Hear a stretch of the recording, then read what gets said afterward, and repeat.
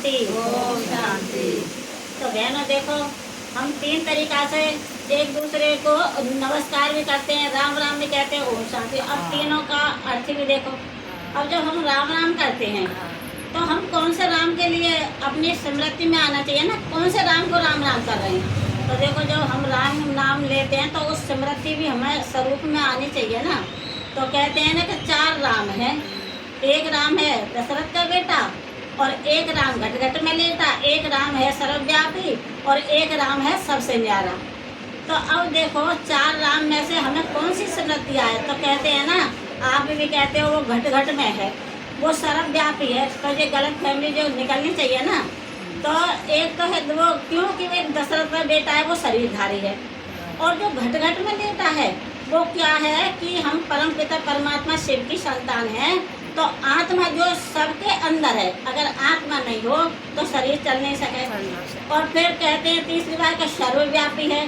सर्वव्यापी का मतलब है कि जितने भी विश्व में आत्मा है, सब देहधारी हैं, सबके अंदर आत्मा है। तो आत्मा सर्वव्यापी है, ना कि परमात्मा। क्यों, हम परमात्मा के ही तो बच्चे हैं, और परम पिता परमात्मा है। तो हम आत्मा, और वो भी परम शिव बाबा भी हमारा आत्मा, तो वो परे से परे रहने वाला है। हम इस सृष्टि पर इस चक्र को में आते हैं, जन्म मरण में आते हैं, लेकिन परम पिता परमात्मा तो नहीं आते। तभी तो बुलाते हैं, हे भगवान आओ, हे परम पिता परमात्मा आओ। अगर वो घट घट में है, सर्वव्यापी है, तो ऊपर को इशारा क्यों करते हैं। शास्त्रों में देखो, गुरु नानक ने भी ऊपर इशारा किया है, तो वो ऊपर है ना, तभी तो हम कहते हैं हे परम पिता परमात्मा।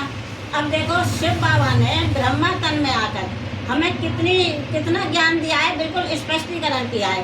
क्योंकि अब हम पुकारते हैं हे माता शेरा वाली, हे माता शेरा वाली। तो बाबा आकर के कहते हैं कि बच्चे अपनी शक्तियों को जागृत करो। कि जब शेरा वाली माता को देखो कि उनके सर पर वो है, मुकुट है। अब मुकुट के पीछे एक ताज देखो, वो ताज किस चीज़ का है, वो है पवित्रता का ताज है। जब हमारे अंदर पवित्रता होती है तो बाबा कहते हैं कि कोई भी शत्रु तुम पर आक्रमण नहीं कर सकता और ना विजयी हो सकता है। तो ताज का मतलब यह है ये कि पवित्रता का ताज है, वो हमारा रक्षा कवच है। हम हमेशा उस रक्षा कवच को पहने रहेंगे तो हम इस संसार में कभी भी हार नहीं खाएंगे। अब देखो, सुदर्शन चक्र है। सुदर्शन चक्र विष्णु को भी दिखाते हैं और माता के हाथ में भी है। तो सुदर्शन चक्र का मतलब क्या है, ये नहीं है कि हमने शत्रुओं के गले काटे। देवता कभी हिंसक बात कर ही नहीं सकते। सुदर्शन का चक्र का मतलब है कि अपने आप को पहचानो, तुम कौन हो। तुम आत्मा हो, तुमने इस सृष्टि चक्कर में, जन्म मरण के चक्कर में तुम आए हो। इस सुदर्शन के चक्कर को पहचानो।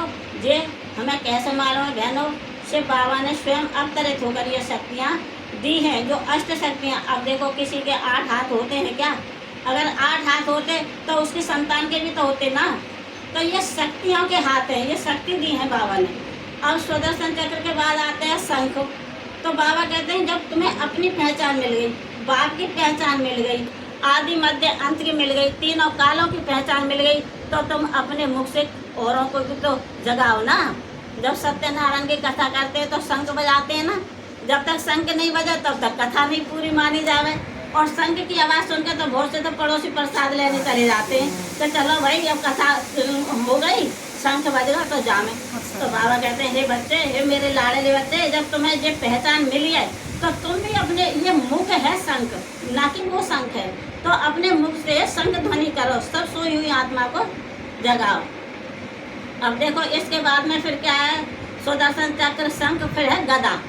अब गदा जो होती है, गदा का मतलब क्या है, ये नहीं है कि गदा का मतलब यह है कि मन और बुद्धि दोनों शक्तिशाली हो जाते हैं। और जब कब होते हैं, जब हम परम पिता परमात्मा शिव को जान जाते हैं, उनकी शक्ति आती है, तो संसार में हम कभी हार नहीं खा सकते।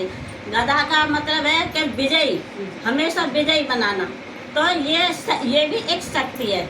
और तो फिर है कमल पुष्प। देखो, कमल पुष्प का मतलब क्या है। अब देखो, विष्णु शेष सैया पे लेटा हुआ है, क्षीर सागर में है, और कमल पुष्प भी उनके हाथ में दिखाते हैं, और शेरा वाली माता के हाथ में कमल पुष्प है।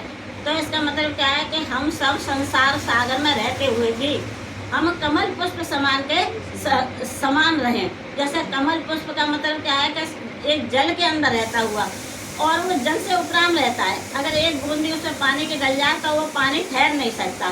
तो इसका मतलब क्या है, वो अगर कमल पुष्प के भी नीचे काफ़ी बच्चे हैं तो हम भी संसार सागर में रहते हुए, अपने परिवार के साथ रहते हुए, अपने आप को, मन बुद्धि को शिव बाबा से लगावें और कमल पुष्प के समान रहें।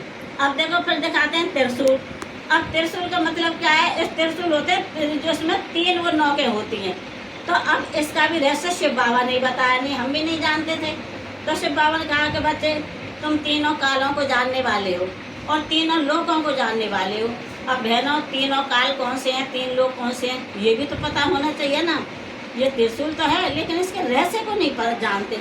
और त्रिशूल के साथ क्या है, डमरू भी लटका रहता है, उस डमरू को भी जानो है। तो देखो त्रिशूल का मतलब है आदि मध्य अंत को जानना। आदि में क्या थे, मध्य में क्या थे और अंत में तुम क्या हो। और तीनों कालों को जानना। 3 काल भाई वो कौन से हैं, कि 3 काल है। एक तो भूतकाल है, जो भूतकाल में क्या है, जब हम भूतकाल को याद करते हैं, बीते हुए समय को भूतकाल को कहते हैं बीता हुआ समय। जब उसको याद करते हैं, जो सुखी होते हैं तब भी वो उस सुख को देख अनुभव करके रोते हैं, और दुख होता है तब भी उस दुख को याद करके रोते हैं। वो है भूतकाल, वो दुख देने वाला है। अब ये है हमारा वर्तमान काल। अब इस बाबा कहते हैं बच्चे, अब ये वर्तमान काल है, इसमें जैसा बीज डालोगे वही फल निकलेगा, तो भविष्य में तुम्हें आनंद मिलेगा। अब जब तुम आम का पेड़ बोगे, बीज डालोगे तो आगे चल के आम ही तो निकलेंगे। उसमें कांटे का बीज बोगे तो कांटे। तो बाबा हमें कर्म की गुहा गति समझाते हैं कि ऐसा कर्म करो जिस भविष्य तुम्हारा उज्जवल बने। जैसे हमारे जो देवी देवता है ना, ऐसा हमारा जीवन बने। अब देखो डमरू